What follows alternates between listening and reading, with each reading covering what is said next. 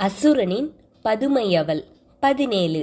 அன்று காலை நேற்று இரவைப் போலவே பால்கனியில் அமர்ந்து தன் குடும்பத்துடன் அலைபேசியில் கதைத்து கொண்டிருந்தாள் ஆம்பல். அனல்விழியும் அப்போதுதான் தன் யோகாவை செய்ய அவனது பால்கனிக்கு வந்தான்.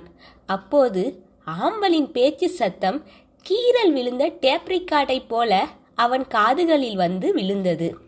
அவன் அந்த வீட்டிற்கு வந்த நாள் முதல் இதுபோல் எந்தவிதமான தொல்லையையும் அனுபவித்தது இல்லை. ஏனென்றால் அவன் இருக்கும் பகுதியில் வயதானவர்கள் மட்டுமே வசித்து வந்தனர். குளிர்காற்று சேராமல் அவர்கள் பால்கனி பக்கம் வருவதும் இல்லை. தன் கோபத்தை அடக்கிக் கொண்டே யோகா செய்ய ஆரம்பித்தான். இங்கு தன் வீட்டு பால்கனியில் உள்ள செடிகளுக்கு தண்ணீர் ஊற்றிக்கொண்டே தன் அண்ணனிடம் ஓபன் போனில் பேச ஆரம்பித்தாள் ஆம்பல்.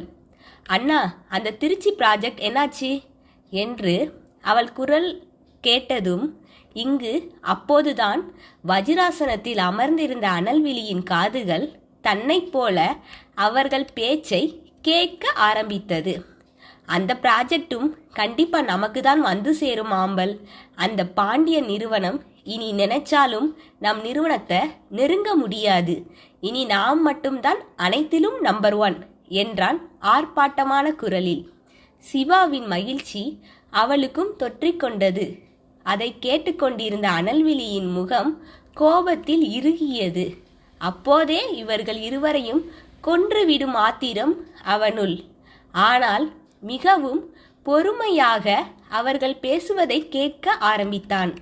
அண்ணா, உனக்கு தெரியுமா, அந்த பாண்டியன் நிறுவனத்தில் உள்ளவன் எனக்கு பக்கத்து வீட்டில் தான் குடியிருக்கான் என்றால் முகத்தை சுளித்தபடி. என்ன, நீ யார சொல்ற என்ற சிவாவின் கேள்விக்கு, அவன்தான் அண்ணா, முகத்தை எப்போவும் விரைப்பாவே வச்சிருப்பானே, அனல்விழி பாண்டியன் என்று அவனுக்கு ஞாபகமூட்டினாள். அவன் பெயரை கேட்டதும் சிரிக்க ஆரம்பித்தான் சிவா. அண்ணா, எதுக்கு சிரிக்கிற? வந்த அன்னைக்கே எனக்கும் அவனுக்கும் லடாய் ஆகிடுச்சு என்று அவள் சொல்வதை கேட்டு தன் சிரிப்பை நிறுத்தினான் சிவா. ஒரு நிமிட அமைதிக்கு பின் ஆம்பல், அண்ணா லைன்ல இருக்கியா இல்லையா என்று கேட்டதும் தான் இயல்புக்கு திரும்பினான். அவனுக்கும் உனக்கும் என்ன பிரச்சனை ஆம்பல் என்று கேட்டான் தன் தங்கையின் பாதுகாப்பு கருதி. பெருசா ஒன்றும் இல்லை. நான் பால் காய்ச்சிட்டு பக்கத்து வீட்டு தாத்தா கிட்ட கொடுக்க போனேன். ஆனால் அவர் அதை வாங்காம என்னை நல்லா திட்டார். அப்போது நான் கீழே தண்ணீர் கிடப்பதை பார்க்காம என் காலை அதில் வச்சிட்டேன். அதனால் என் கையில் இருந்த பால் தம்ளருடன் அந்த அனல்விழி மேலே விழுந்துடுச்சு என்று நடந்தது அனைத்தையும் தன் அண்ணனிடம் கூறியவள், அனல்விழி தன் ஜாதியை இழுத்து தன்னை திட்டியதை மறைத்து விட்டாள். அதனை கேட்டு சிரித்தவன், உனக்கு நல்லா தேவைதான் என்று அவனும் அவள் காலை வாரினான். சிவாவும் ஆம்பலும் எப்போதும் இப்படிதான் பேசிக்கொள்வர். இருவரும் என்றும் அண்ணன் தங்கை என்று உருகியதில்லை. ஆனால் இருவரின் பாசத்திற்கு என்றும் குறைவில்லை. அனல்விழி பாண்டியன் தன்னை தரைக்குறைவாக பேசியதை தான் ஏன் சிவாவிடம் சொல்லவில்லை என்பது அவளுக்கே தெரியவில்லை. அனல்விழி பாண்டியனும் அதையேதான் யோசித்து கொண்டிருந்தான். அதை யோசிக்க யோசிக்க ஆம்பலின் பிம்பமே அவன் கண் முன்னால் அடிக்கடி தோன்றியது. தன் தலையை குலுக்கிக் கொண்டு தன் வேலையை பார்க்க தயாரானான். ஆனால் அவன் வேலையை ஒழுங்காக செய்ய விடாமல் மறுபடியும் ஆம்பலின் பேச்சு சத்தம் கேட்க ஆரம்பித்தது. ஆரம்பத்தில் அவள் குரலில் எரிச்சல் அடைந்தவன் இப்போது விரும்பியே அவள் குரலை கேட்க ஆரம்பித்தான். சிவா எதுவோ பேச அதை கேட்டு தன் முத்துப்பற்கள் தெரிய சிரிக்க ஆரம்பித்தாள் ஆம்பல். அந்த புன்னகை அரசியின் நாயகனின் காதை வந்தடைந்தது. அவனது இதழிலும் அவனையே அறியாமல் மெல்லியதாக புன்னகை பூத்தது. ஆண்களின் உலகம் மிக மிக சிறியது. அதில் அனல்விழி மட்டும் விதிவிலக்கா என்ன? எரிமலையாய் பொங்கும் கோபங்கள் கூட அவள் புன்னகையை கேட்டதும் பொங்கல் சாதமாய் குலைந்துதான் போகின்றது இனி அவனின் வெட்டி வீராப்பெல்லாம் அவள் வைத்த கண் வாங்காமல் பார்க்கும் பார்வையில் வீணாய் போகப் போகின்றது. முதலாக அனல்விழி பாண்டியன் என்ற ரோபோவின் மனதில் 1000 பட்டாம்பூச்சிகள் பூக்க ஆரம்பித்தன. இங்கு தொடர்ந்து தன் தங்கையுடன் பேசிக்கொண்டிருந்த சிவா, அப்புறம் ஆம்பல், நீ எனக்கு ஒரு உதவி செய்யணும், ப்ளீஸ், முடியாதுன்னு மட்டும் சொல்லிடாத என்றான் கெஞ்சல் குரலில். அவன் கெஞ்சலை கேட்டு சுதாரித்தவள், கண்டிப்பா முடியாதுன்னு தான்டா சொல்லுவேன் என்றாள் கெத்தாக. ப்ளீஸ் பாப்பா என்றான். தன் தங்கையிடம் ஏதாவது காரியமாக வேண்டும் என்றால்தான் அவன் வாயில் இருந்து பாப்பா என்ற வார்த்தை வரும். சரி, என்ன விஷயம்னு சொல், அதன் பிறகு நான் உனக்கு உதவி செய்ய வேணுமா இல்ல வேண்டாமான்னு யோசிக்கிறேன் என்று ஒரு வழியாக இறங்கி வந்தாள். செடிகளுக்கு தண்ணீர் ஊற்றி முடித்தவள் இப்போது அங்கு அமர்ந்தவாறே சிவாவுடன் பேசிக்கொண்டு காலை உணவை உண்ண ஆரம்பித்தாள். அது ஒன்றும் இல்ல ஆம்பல், என் நண்பன் தம்பிக்கு விபத்து ஆகிடுச்சு என்றதும் பதறிய ஆம்பல், அச்சிச்சோ, இப்ப அந்த பையன் எப்படி இருக்கான், உயிருக்கு எதுவும் பாதிப்பு இல்லையே என்றாள் அவசரமாக. அவளின் பதற்றம் இந்த பக்கம் இருந்த அனல்வெளியையும் தொற்றிக் கொண்டது. அவன்தான் அவள் சிரித்தால் தானும் சிரித்து அவள் அதிர்ச்சியில் தானும் அதிர்ச்சி அடைந்து கொண்டிருந்தானே. அதெல்லாம் ஒன்றும் இல்ல, அவன் இப்ப நல்லா இருக்கான் என்று அவன் சொன்னதும் தான் பெருமூச்சு விட்டாள். இங்கு அனல்விழியும் அவளைப் போலவே பெருமூச்சு விட்டவன் பின்பு தான் என்ன செயல்களை செய்து கொண்டிருக்கிறோம் என்று தன்னைத்தானே கடிந்து கொண்டான். இல்ல, நான் தெளிவா தான் இருக்கேன், ஆனா இவ குரலால் என்னை வசியம் செய்கிறா. அவளின் பேச்சு காந்தமாய் அவளை நோக்கி என்னை இழுக்குது. என் மேல எந்த தப்பும் இல்ல, இதுக்கு அந்த ராட்சசி மட்டும்தான் காரணம் என்று மொத்த பழியையும் ஆம்பலின் மேல் போட்டு தனக்கு தானே சொல்லிக் கொண்டான். வெறும் ராட்சசி இல்ல, அழகான ராட்சசி என்று அவனின் இதயம் அவசரமாக சொன்னது.